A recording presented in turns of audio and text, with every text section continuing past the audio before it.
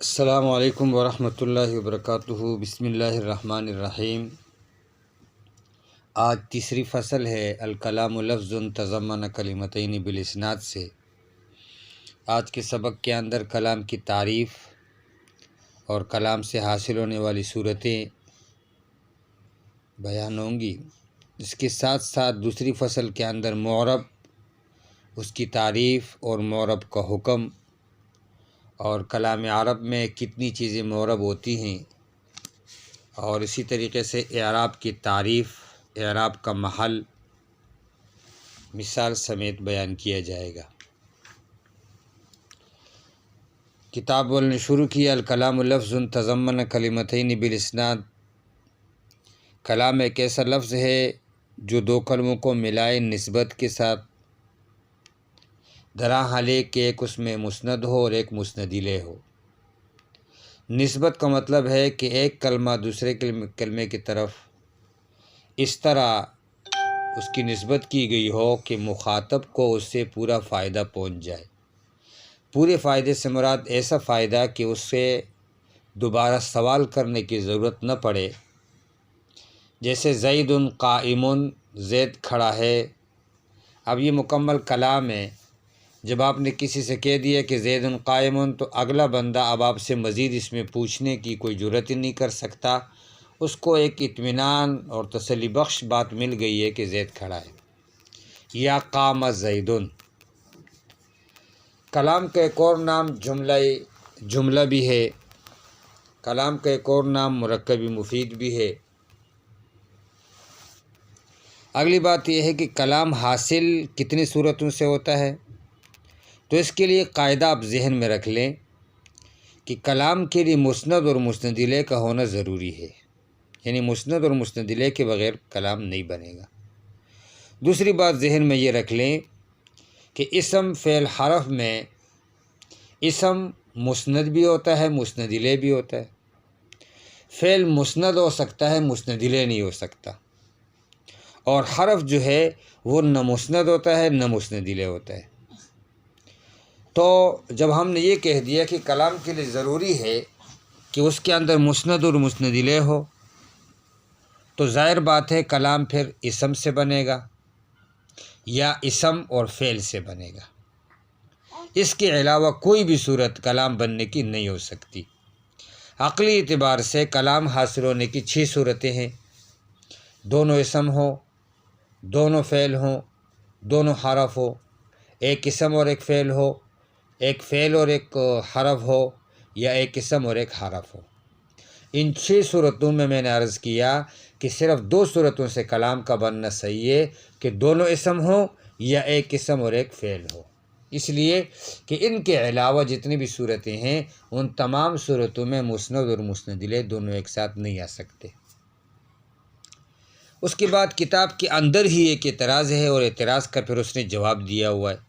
اعتراض یہ ہے فَإِن قِيلَ سے، اب کہ بھائی اگر یہ کوئی شخص کہہ دے کہ کلام عرب کے اندر حرف ندا کے ذریعے سے یا زیدو، کسی کو مخاطب کر کے جب بندہ کہتا ہے یا زیدو، اب یا زیدو ایک حرف اور ایک اسم سے مرکب ہے، اور یہ ہے کلام، عرب اس کو کلام سمجھتے ہیں اور اس سے معنی بھی سمجھ میں آتا ہے، تو یہ پھر آپ کا اعتراض، تو آپ کا جو تعریف ہے وہ تو خود ناقض ہو گئی۔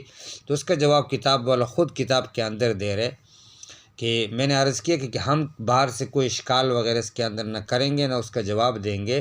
کتاب کے اندر عبارت میں لکھا ہوا اعتراض ہے فَإِن قِيلَ قَدْ نُقِضَ بِالنِّدَاء سے، یا زید کلام بھی ہے بھائی، اور عرب اس کو مانتے بھی ہیں، اور ٹھیک ہے یہ حرف اور اسم سے مرکب ہے، لیکن یہاں یا جو ہے یہ قائم مقام ادعو ہے اور ادعو فعل ہے، لہٰذا آپ کا اعتراض کرنا یہ فالتو ہوا، بھیجا ہوا، اور یہ اعتراض کرنا کہ یہ حرف اور اسم سے بنا ہے یہ صحیح نہیں ہے۔ اچھا، یہاں تک جو تھا مقدمہ تھا، اب مقدمہ ختم ہو گیا ہے۔ اب یہاں سے جو مصنف نے کہا تھا نا کہ 3 قسمیں ہیں، تو ان 3 قسموں کو ہم الگ الگ بیان کریں گے۔ پہلی قسم ہے اسم کا۔ اسم کی تعریف ہم نے پہلے پڑھی ہے، اور اسم کی تقسیم یہاں کر رہے ہیں معرب اور مبنی کی طرف۔ اسم کی 2 قسمیں ہیں، ایک ہے معرب اور ایک ہے مبنی۔ مبنی بعد میں آئے گا، معرب اس سے پہلے ہے۔ پہلے جو ہے نا اس کے اندر معرب کی تعریف کتاب میں کر رہے، معرب کس کو کہتے ہیں، اور پھر معرب کا حکم بیان کر رہے ہیں، پھر اس کے اندر اعراب کا وہ اعراب کی تعریف کر رہے ہیں، اور پھر اعراب کی صورتیں بیان کریں گے۔ یاد رکھنا اعراب کی صورتیں وہ کل کا سبق ہے، آج کے سبق کے اندر ہم معرب کی تعریف کریں گے اور اس کا حکم بیان کریں گے۔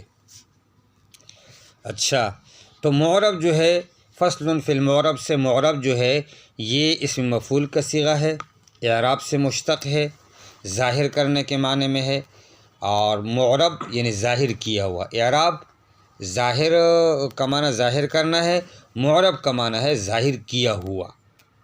اچھا، چونکہ باب فعال سے ہے، اور یہاں پر بعض نے کہا کہ بھئی باب فعال کے اندر حمزہ جو ہے وہ سلب ماخذ کے لیے آتا ہے، اور یہ مشتق ہے عاربت المعدۃ سے، یعنی اس کا معدہ خراب ہو گیا۔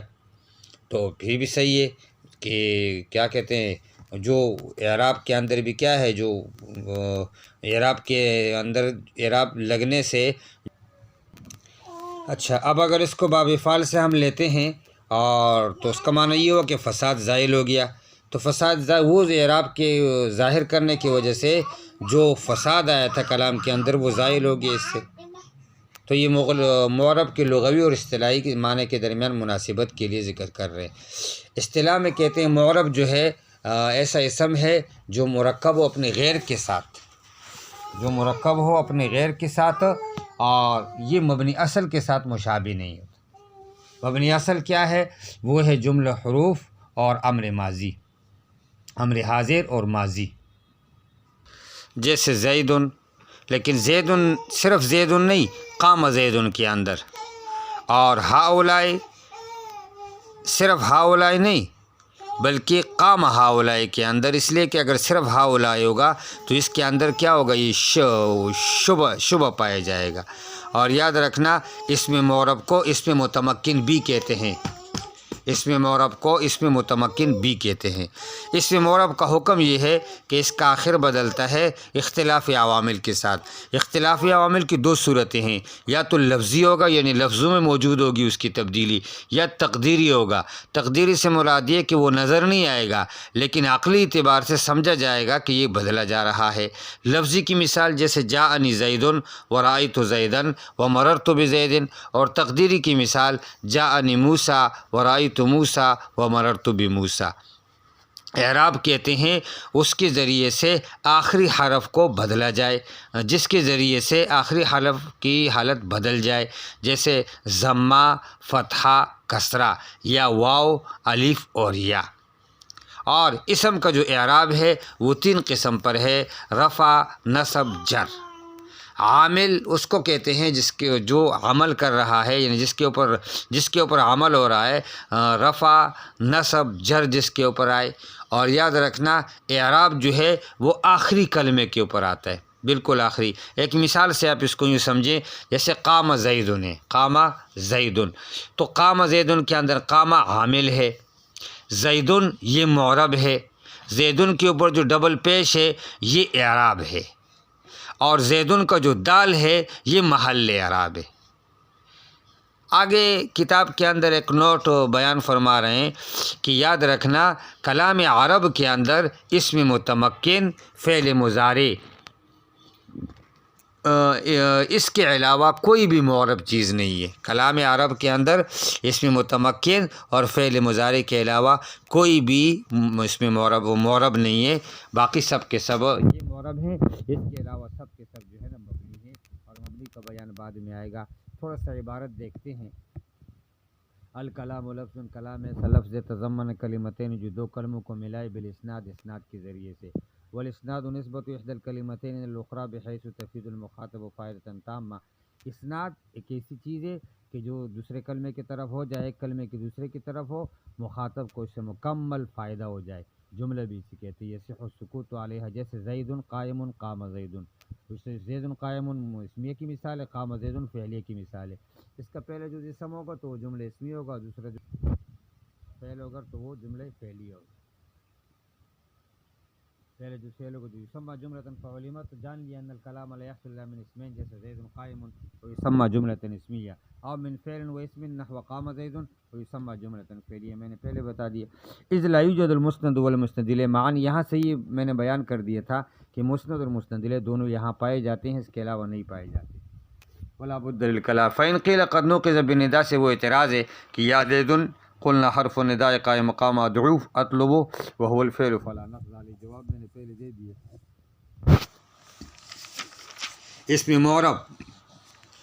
اسم معرب کل اسم رکب مع غیرہ ولا یشبہ مبنی الاصل عن الحرف امر حاضر والماضی نحو زید قام زید لا زید وحدہ، دونوں صورتوں میں ہے کہ صرف زید نہیں، ترکیب اس میں نہیں آئے گی، اور ہاولائی بھی صرف ہاولائی نہیں، اس کو اس میں متمکن بھی کہتے ہیں۔ اس کا حکم یہ ہے کہ اس کا آخر بدلتا ہے اختلاف عامل کے ساتھ لفظیاً اور تقدیریاً، لفظی کی مثال بھی ذکر کی اور تقدیری کی مثال بھی، جانی زید و رأیت زید و مررت بزید، یہ تقدیر، یہ دیکھو زیدن زیدن زیدن، اور جانی موسیٰ و رأیت موسیٰ و مررت بموسیٰ، حالت رفیع نسبی جری، تینوں میں موسیٰ موسیٰ موسیٰ ہے، تو یہاں یہ اعراب تقدیری۔ الاعراب ما بھی یختلف آخر المعرب کا ضمہ والفتحہ والکسرہ، اعراب اس کو کہ جس کا آخر میں ضمہ فتحہ کسرہ آئے، واو الف یا آئے، اور یہ اسم کی اعراب کی 3 قسمیں ہیں، رفع نصب جر۔ عامل اسے کہتے ہیں جس کے اوپر رفع ہو یا نصب ہو یا جر ہو، اور اس کی مثال ذکر کر رہے ہیں قام زید میں کہ زید معرب ہے، ضمہ اعراب ہے، دال محل اعراب ہے۔